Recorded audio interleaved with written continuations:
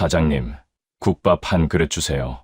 저를 보고도 아무렇지 않게 인자한 미소로 주문을 하는 남편. 죽었던 사람이 갑자기 10년 만에 나타났는데 저렇게 태어날 수 있을까요? 아니면 정말 닮은 사람인 걸까요? 황혼의 불같은 사연이 시작되기 전에 구독과 좋아요 눌러주시고 어디서 듣고 계시는지 댓글로 남겨주세요. 벌써 10년이네요. 이 지독한 기름 냄새와 뜨거운 수증기 속에서 산 지도 그만큼 됐어요. 지금은 시장 바닥에서 국밥이나 나르는 쉰 살먹은 아줌마일 뿐이죠. 누가 알겠습니까? 제가 한때 대한민국 최고 재벌가 맏며느리였다는 걸요. 고아로 태어나 밑바닥 인생을 전전하며 살았었고 세상은 저를 투명인간 취급했죠. 하지만 우식 씨는 그런 저를 유일하게 사람답게 봐준 구원자였고 참 따뜻하고 단단한 사람이었습니다. 돈이나 배경 따위는 아무 상관없다며 제 손을 꽉 잡아주었었죠. 너는 고아가 아니라 김현미라는 귀한 사람이라고 매일같이 말해주었고 자신감 없던 제가 그 사람을 만나고 처음으로 웃기 시작했습니다. 재벌가 장남이라는 대단한 자리가 그 사람에겐 아무런 무게도 없었죠. 오로지 저라는 여자 하나만 있으면 세상을 다 가진 것 같다며 웃던 남자였습니다. 시댁의 반대는 상상을 초월할 정도로 지독했었죠.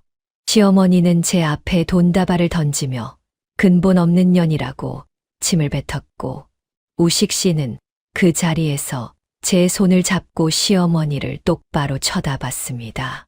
이 여자랑 결혼 못하면 오늘부로 장남 자리도 다 버리겠다고 소리쳤고 길바닥에서 굶어 죽는 한이 있어도 저 없이는 안 살겠다고 선언했었죠.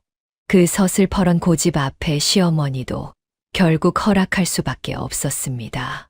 그렇게 결혼했지만 저택 안의 삶은 화려한 지옥이었죠. 시어머니는 저를 벌레 보듯 무시했었고 남편이 없을 때면 온갖 꾸준히를 시키며 저를 혹독하게 몰아세웠습니다. 우식 씨는 회사 일로 너무 바빠 얼굴 보기도 힘들 정도로 뛰어다녔고 그래도 퇴근하고 돌아와 제 손을 잡으며 미안하다고 속삭여주면 다 잊혔었죠. 그 따뜻한 온기 하나 믿고 지독한 시집살이를 10년이나 버텨냈던 겁니다. 40이 되던 해였고 남편이 해외로 큰 프로젝트 출장을 떠나던 날 아침이었죠. 넥타이를 메어주는데 그날따라 손끝이 자꾸 떨리고 불안했었습니다. 남편은 저를 꽉 안아주며 금방 다녀오겠다고 환하게 웃어주었고 며칠 뒤 시어머니가 사색이 되어 달려와 남편이 죽었다는 소식을 전했습니다. 현지에서 끔찍한 사고가 나서 시신조차 찾기 힘들다는 말에 세상이 암흑으로 변했었죠. 남편 잃은 슬픔에 넋을 놓고 쓰러져 있던 저에게 시어머니는 잔인했습니다. 아들 잡아먹은 년이라며 제 뺨을 갈겼고 경호원들을 시켜 길바닥으로 내던졌었죠. 장례식이라도 보고 나가겠다고 했지만 남편의 마지막 가는 길조차 보지 못하게 했습니다. 옷가방 하나 제대로 못 챙기고 쫓겨나서 남의 식당 주방을 전전하며 살았고 10년 동안 악착같이 설거지하며 이 작은 국밥집 하나 차렸죠. 오늘도 평소와 다름없이 뜨거운 가마솥 앞에서 뚝배기에 국물을 담고 있었고 딸랑거리는 종소리와 함께 가게 문이 열리며 누군가 들어왔습니다. 저는 너무 놀라들고 있던 국자를 뚝배기에 그대로 떨어뜨릴 뻔했었습니다. 거기 10년 전 해외에서 사고로 죽었다던 제 남편 우식 씨가 거짓말처럼 서 있는 게 아니겠어요? 제가 기억하고 있는 10년 전 그 모습 그대로였고 단정한 머리 모양부터 눈가에 아주 작게 남아있던 흉터까지 영락없는 제 남편이었습니다. 심장이 입 밖으로 튀어나올 것만 같아 숨조차 제대로 쉴 수 없었고 죽은 사람이 살아 돌아왔다는 사실이 믿기지 않아 제 눈을 의심하며 그 사람만 멍하니 쳐다봤었죠. 10년이라는 세월이 무색하게 하나도 변하지 않은 그 얼굴을 마주하니 온몸에 피가 거꾸로 솟는 기분이었고 그토록 그리웠던 사람이 눈앞에 있다는 사실에 손끝이 덜덜 떨려왔습니다. 눈물이 핑 돌아서 여보라고 부르려는데 심장이 입 밖으로 튀어나올 것 같았습니다. 하지만 남편은 저를 보며 아주 낯선 미소를 지었고 사장님 안녕하세요. 국밥 한 그릇 주세요라며 인자하게 말을 건넸었죠. 저를 처음 보는 사람 대하듯 너무나 정중하게 말을 하는데 죽은 남편이 살아 돌아올 리 없으니 닮은 사람이겠거니 스스로를 다독였습니다. 남편이 좋아하던 파를 듬뿍 넣고 고기도 넉넉하게 담아 국밥을 내주었죠. 멀리서 그 사람이 밥 먹는 모습을 보는데 자꾸만 가슴이 아려왔었고 숟가락 쥐는 모양이나 밥 먹는 습관까지 제 남편이랑 너무나 똑같았습니다. 그 사람은 정말 맛있게 잘 먹었다며 인사를 건네고 가게를 나갔고 뒷모습까지 우식 씨랑 판박이라 한참을 멍하니 서서 눈물만 훔쳤었죠. 남자가 멀어지자마자 저는 바닥에 주저앉아 목 놓아 울기 시작했습니다. 그 남자가 다시 가게를 찾아온 건 며칠 뒤 오후였었고 문을 열고 들어오는 그 당당한 체격과 걸음걸이를 보는 순간 제 심장은 또다시 제 멋대로 뛰기 시작했습니다. 국밥 맛이 자꾸 생각나서 다시 왔다며 인자하게 웃어 보였고 그 미소까지 10년 전 남편과 너무나도 똑같아서 저는 그만 정신이 아득해졌었죠. 자리에 앉아 조용히 국밥을 기다리는 그 남자의 옆모습을 훔쳐보며 제 손은 또다시 덜덜 떨렸고 뜨거운 국물을 뚝배기에 담으면서도 제 시선은 자꾸만 그 사람의 뒤통수와 넓은 어깨에 머물렀습니다. 그 남자는 정말이지 우식 씨가 환생이라도 한 것처럼 모든 행동이 닮아 있었고 숟가락을 내려놓는 위치나 물을 한 모금 마시고 입가를 닦는 그 정갈한 손짓까지 하나하나 제 가슴에 박혔었죠. 10년이라는 긴 세월 동안 가슴 속에 묻어두었던 그리움이 한꺼번에 터져 나오는 기분이었고 죽은 사람과 이렇게까지 닮을 수 있을까 싶어 저는 부엌 구석에서 몰래 숨을 몰아쉬며 눈물을 훔쳤습니다. 손님에게 내어줄 깍두기를 담으면서도 제 마음은 이미 그 남자의 식탁 앞에 가 있었고 닮아도 너무 닮은 그 사람을 보며 죽은 남편을 향한 미안함과 그리움이 뒤섞여 머릿속이 엉망진창이었죠. 그날 이후로 그 남자는 이틀이 멀다 하고 제 국밥집을 찾아왔었고 올 때마다 항상 같은 자리에 앉아 제가 말아주는 국밥을 아주 정성스럽게 비워냈습니다.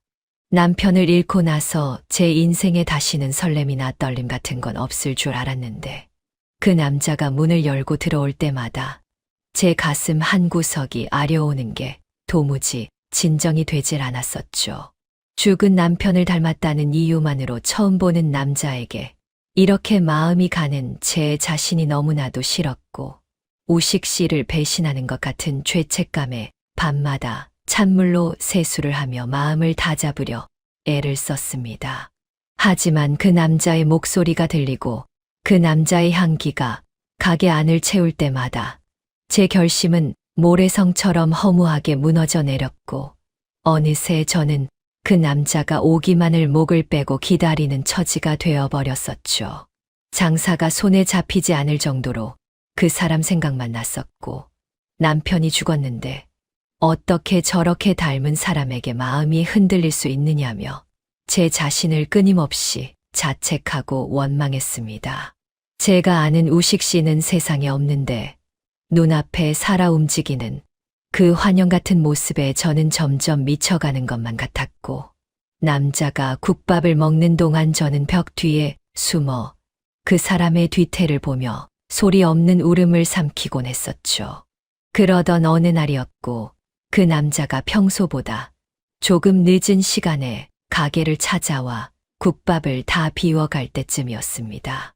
가게 안에는 손님이 그 남자와 저뿐이었고 평소보다 공기가 더 무겁고 정적만이 가득했었죠. 저는 그 사람의 식사가 방해될까봐 멀찍이 떨어져서 행주질만 반복하고 있었고, 자꾸만 고이는 눈물을 참느라 아래 십수를 꽉 깨물고 있었습니다. 그런데 갑자기 수저놓는 소리가 들리더니 그 남자가 저를 가만히 쳐다보며 말을 걸어왔고, 왜 항상 저를 보면 그렇게 눈에 눈물이 가득 고여 있느냐고 묻는 게 아니겠습니까? 그 말을 듣는 순간 제 가슴이 철렁 내려앉으며 손에 들고 있던 행주를 바닥에 떨어뜨릴 뻔했었고, 가슴 속 비밀을 들킨 아이처럼 온몸이 굳어버렸습니다. 남자는 정말 궁금하다는 듯이 아주 인자하면서도 슬픈 눈빛으로 저를 보고 있었고, 저는 한참 동안 대답을 못한 채 바닥만 쳐다보며 거친 숨을 내뱉었죠. 결국 저는 참았던 눈물을 툭 떨어뜨리며 사실대로 말을 했고, 사실 10년 전에 남편을 잃었는데 당신이 그 사람과 너무나도 닮아서 당신만 보면 남편 생각이 나 눈물이 멈추질 않는다고 고백을 했습니다. 제 고백을 들은 남자의 얼굴에 아주 묘한 떨림이 일기 시작했었고, 그 사람 역시 한참 동안이나 말을 잊지 못한 채 저를 뚫어지게 쳐다봤습니다. 그러더니 남자도 갑자기 아주 믿기 힘든 이야기를 꺼냈고, 사실 자기도 국밥 맛 때문에 오는 게 아니라 사장님만 보면 한쪽 가슴이 아려와서 밤에 잠도 오지 않고 자꾸만 발길이 이곳으로 향한다고 말하는 게 아니겠습니까? 그 말을 듣는 순간 제 심장이 멈추는 것 같은 충격을 받았고, 남자와 저는 서로의 젖은 눈동자를 바라보며 마치 자석에 이끌린 듯 식탁 하나를 사이에 두고 마주 앉게 되었습니다. 남자는 천천히 자신의 이야기를 시작했었고, 10년 전 자신에게 아주 큰 사고가 있었다는 사실을 털어놓았습니다. 눈을 떠보니 아무것도 기억이 나지 않는 기억상실증 상태였다고 했고, 한국으로 돌아와 치료를 받았지만 끝내 과거의 기억은 단 하나도 돌아오지 않았다고 했습니다. 가족들도 알아보지 못한 채 그들이 시키는 대로 살아왔었고, 결혼도 이미 되어 있었다고 하는데 아내라는 여자와는 도저히 마음이 맞지 않아 몇 년 전에 이혼을 했다는 이야기도 덧붙였죠. 저는 그 이야기를 듣는 내내 심장이 터질 듯이 뛰었고, 설마 하는 생각에 손톱이 살을 파고들 정도로 주먹을 꽉 쥐었습니다. 심장이 목구멍까지 차오르는 기분이었고 떨리는 입술을 깨물며 그 남자의 어머니 이름을 조심스럽게 물어봤었죠. 남자의 입에서 흘러나온 그 이름은 제가 10년 동안 증오하면서도 단 한순간도 잊지 못했던 시어머니의 함자가 맞았습니다. 남자는 제 반응을 보고는 저희 어머니를 아느냐며 소스라치게 놀랐었고, 저는 흐르는 눈물을 닦을 새도 없이 10년 전 그 지옥 같았던 이야기들을 하나둘씩 쏟아내기 시작했죠. 남편이 해외에서 죽었다는 소식 한 장에 장례식조차 보지 못한 채 쫓겨났던 일이며, 시어머니가 저를 벌레 보듯 밀쳐내며 이 집안에 발도 들이지 말라고 했던 그 모진 세월을 전부 말해 주었습니다. 남자는 제 이야기를 듣는 내내 얼굴이 하얗게 질려 손을 덜덜 떨었었고, 당신이 정말 내 아내였다는 말이냐며 넋이 나간 표정으로 저를 바라봤었죠.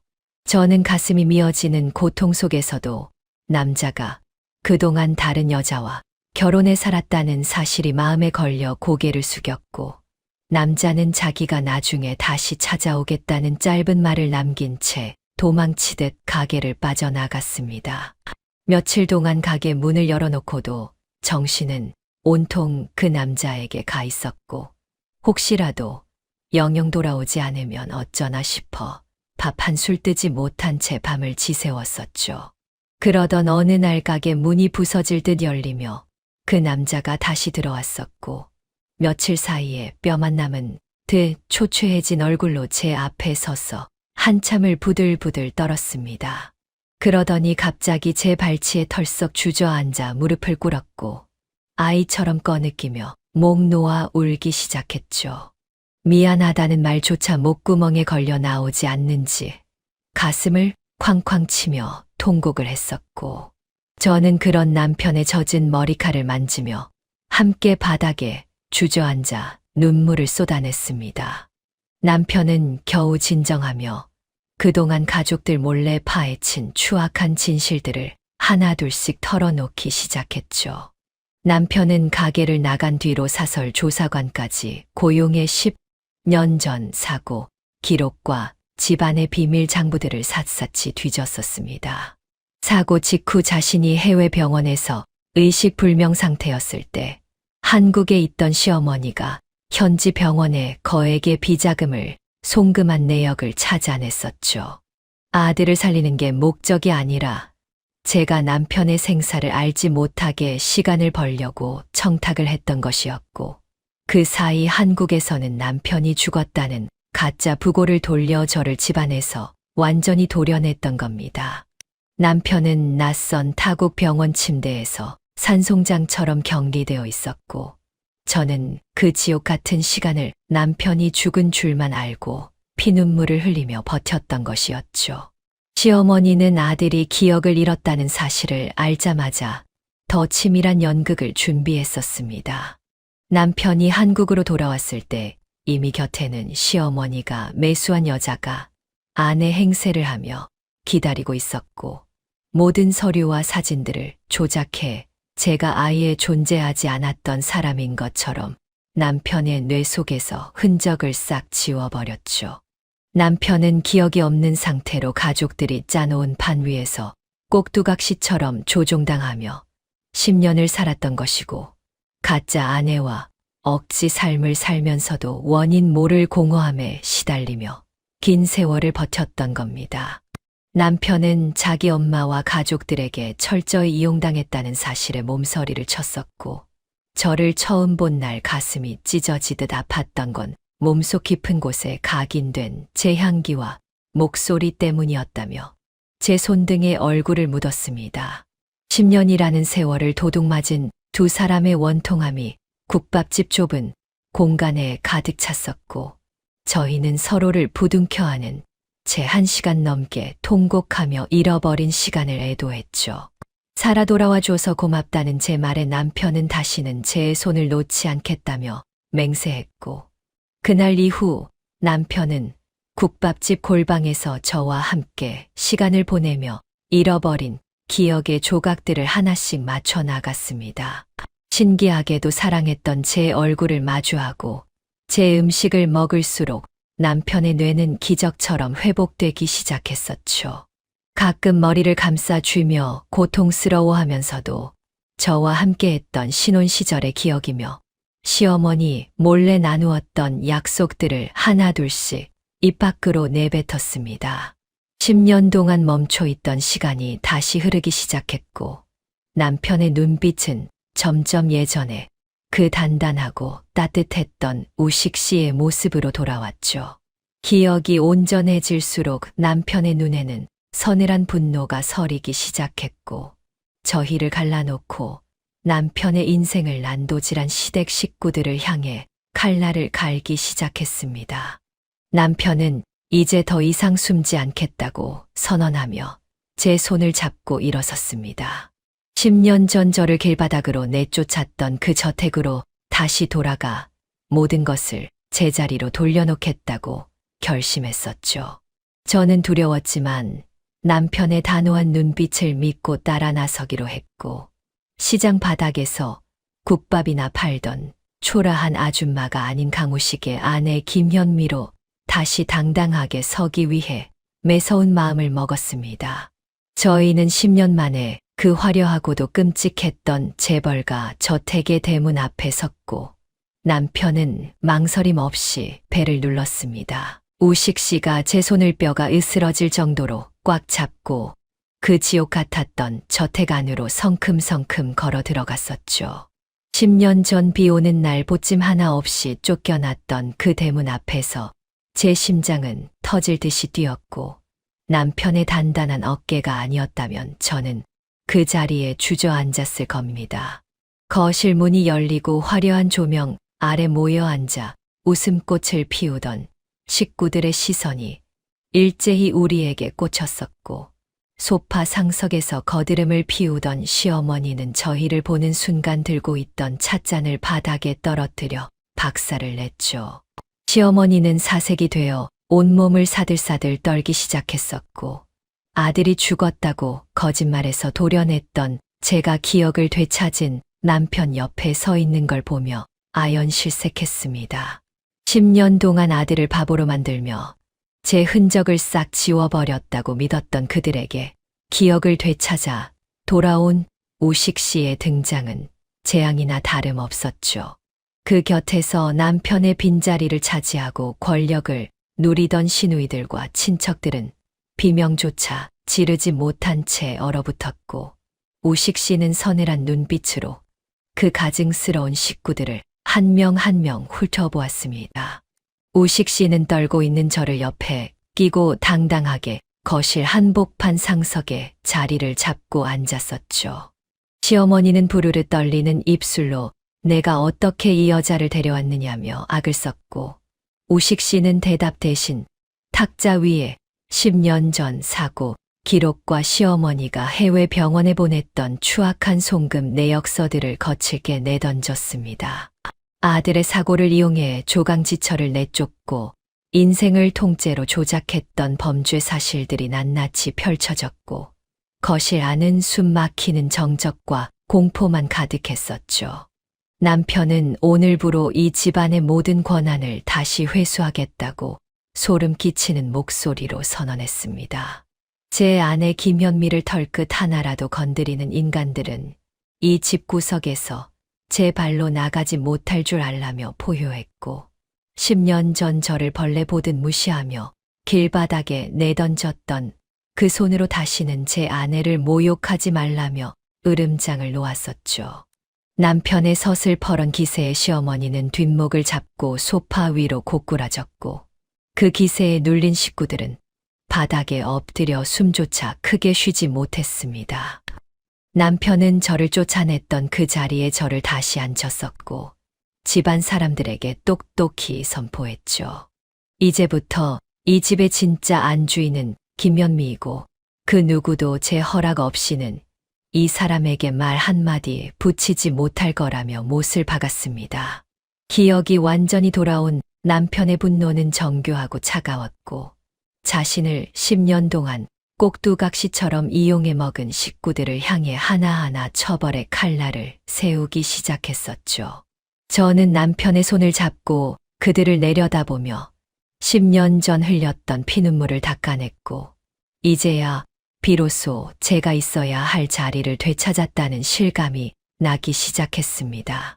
남편은 시어머니를 향해 당장 이 집에서 방을 빼고 자숙하라며 마지막 경고를 남겼었고, 더러운 수작 부릴 생각은 꿈도 꾸지 말라며 저를 이끌고 안채로 향했습니다. 10년 만에 다시 들어온 방은 예전 모습 그대로였지만 제 마음가짐은 완전히 달라져 있었죠. 이제는 남편 뒤에 숨어 떨기만 하던 어린 며느리가 아니라 제 사람을 지키기 위해 강해진 한 남자의 아내로 서 있었습니다. 남편은 제 어깨를 감싸 안으며 10년을 도둑맞게 해서 미안하다고 다시 한번 속삭여 주었고, 저희는 그 밤 그동안 못다 한 이야기들을 나누며 다시는 헤어지지 말자고 굳게 약속했습니다. 저택의 공기는 하루아침에 바뀌었었고, 10년 전 저를 벌레 보듯 하던 고용인들부터 일가 친척들까지 이제는 제 발소리만 들려도 바닥에 코가 닿을 듯 고개를 조아렸습니다. 돌아가신 시아버님의 뒤를 이어 모든 경영권과 가권력을 손에 쥔 우식 씨는 이 집안의 절대적인 1인자였고, 그 누구도 남편의 서슬퍼런 눈빛 앞에 숨소리조차 크게 내지 못했었죠. 저는 시장 바닥 국밥집 앞치마 대신 다시 화려한 비단옷을 입었지만 예전처럼 기가 죽어 눈치를 보지 않았고, 남편 옆에 당당히 앉아 저를 무시하던 인간들이 빌빌기며 눈치를 보는 꼴을 차갑게 내려다보았습니다.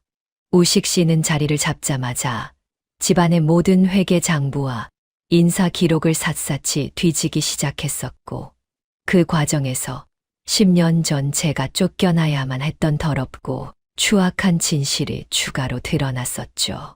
사고 당시 회사가 일시적인 자금난에 처해 있었고, 시어머니는 그 기회를 틈타 거대 투자자의 딸을 며느리로 들이려 했었습니다. 기억을 잃은 아들의 옆을 지키던 그 가짜 아내는 사실 회사에 자금을 수혈해 주는 대가로 들어온 이사의 딸이었고, 그 여자의 아버지는 현재 회사에서 높은 이사 자리를 꿰차고 앉아 시어머니와 온갖 비리를 저지르고 있었죠.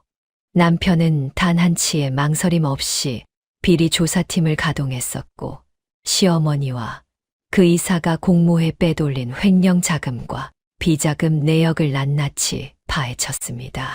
가짜 아내라는 여자는 이미 이혼당해 쫓겨난 처지였지만, 그 뒤에 숨어 여전히 권력을 휘두르던 이사 부녀는 우식 씨의 칼날 아래 비참하게 무너졌었죠. 시어머니가 아들을 팔아넘기고 며느리를 죽은 사람 취급하며 챙겼던 그 더러운 돈들이 세상 밖으로 드러나는 순간 저택 안은 그들의 비명과 통곡으로 가득 찼었고, 남편은 자기 엄마라는 사람이 저지른 끔찍하고 무서운 짓들의 몸서리를 치며 분노했습니다.